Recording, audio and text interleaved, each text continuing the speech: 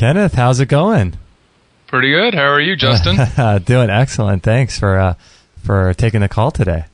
Sure, you're welcome. That's great. So you guys are in Colorado, is that right? That's right, out of Colorado Springs. That is so cool.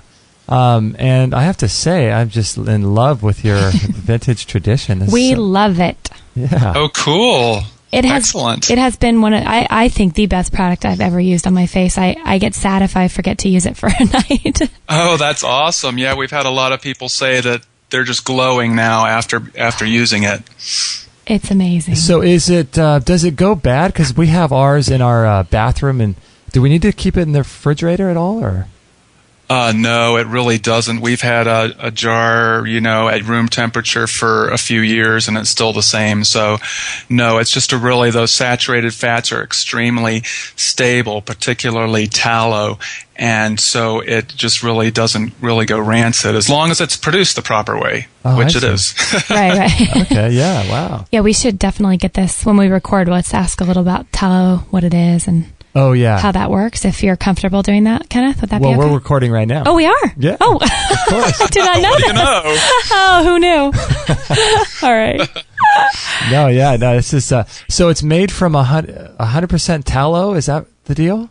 Well, it's 100% grass-fed tallow, and then there's also olive oil from an orchard in California. That's the Chaffin Family Orchards, and it's got the Young Living essential oils in it. So the main therapeutic ingredient is the tallow. And then tallow is a very hard, waxy fat because it's highly saturated. It's like it's the hardest fat, basically.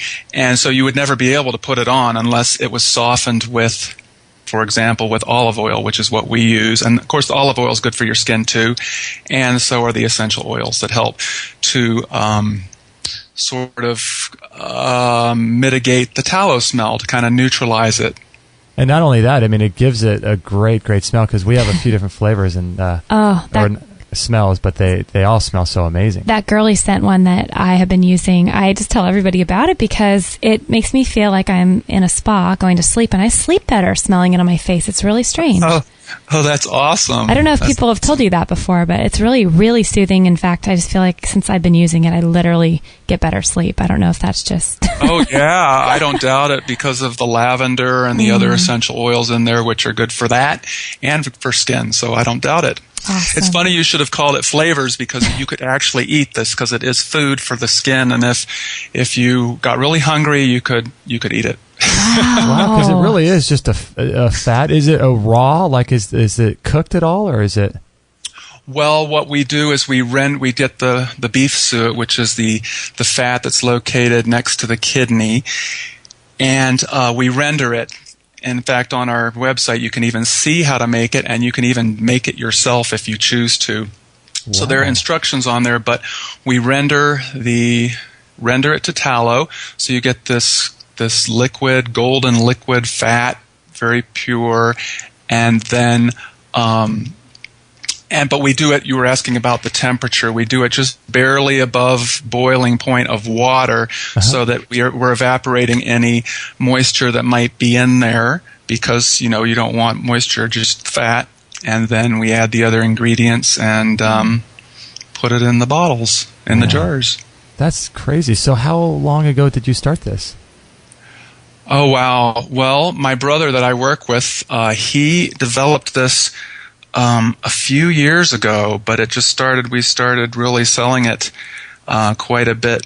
Like a year ago, it really took off when people were finding out about it. But he developed it on his own based on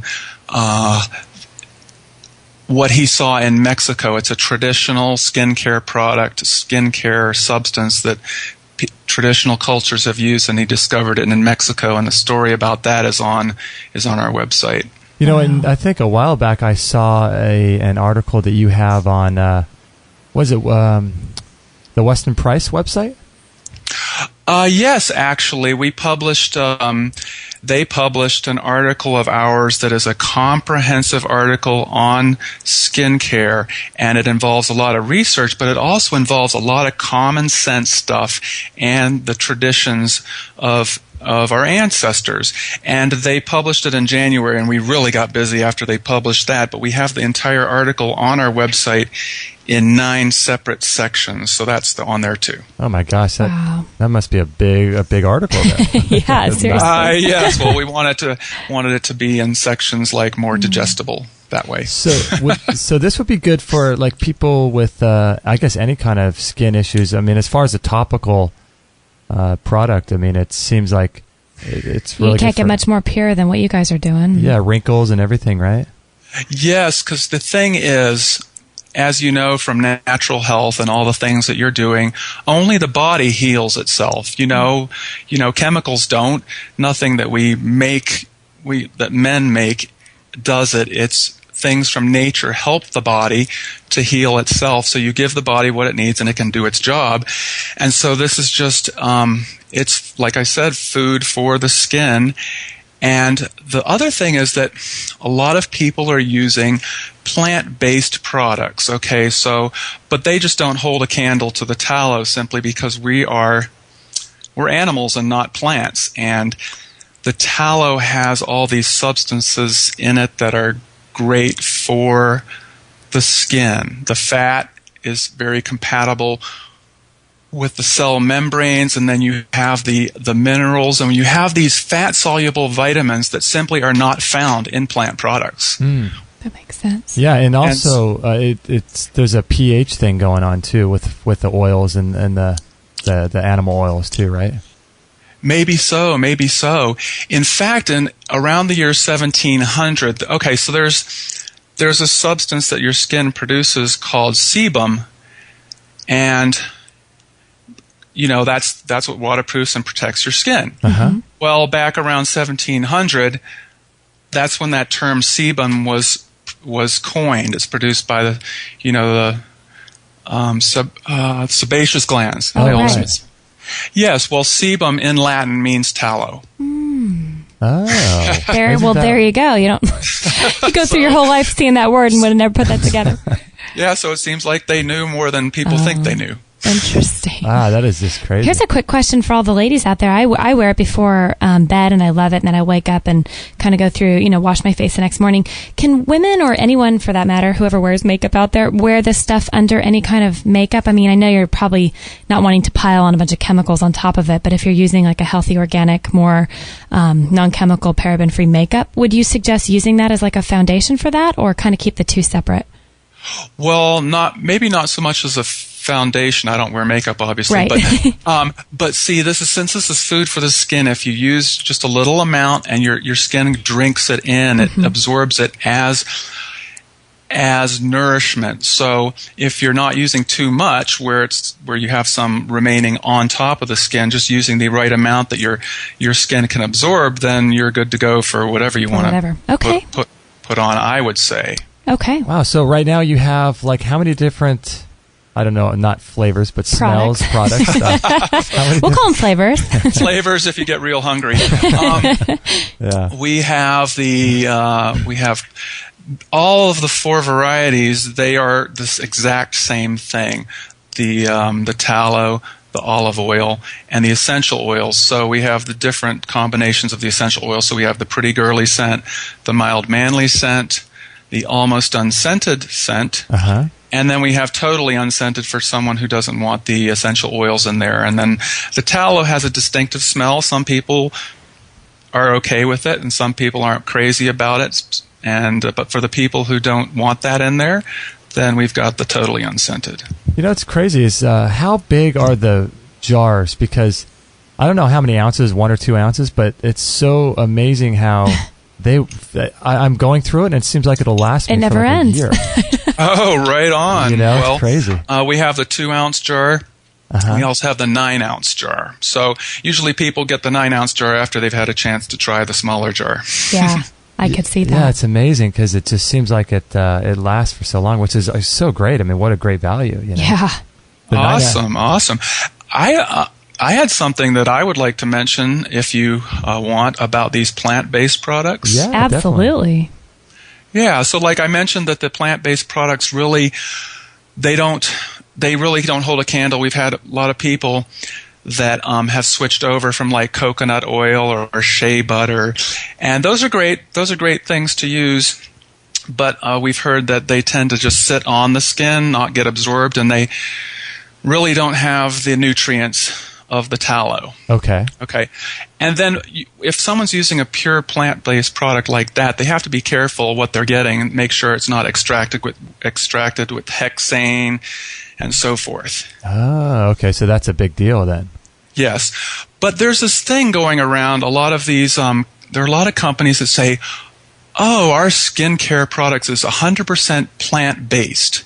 Uh-huh. And this used to confuse me because when you would look at the label, you see a list of chemicals. You know, you see some natural things in there, but you see a list of chemicals. Yeah.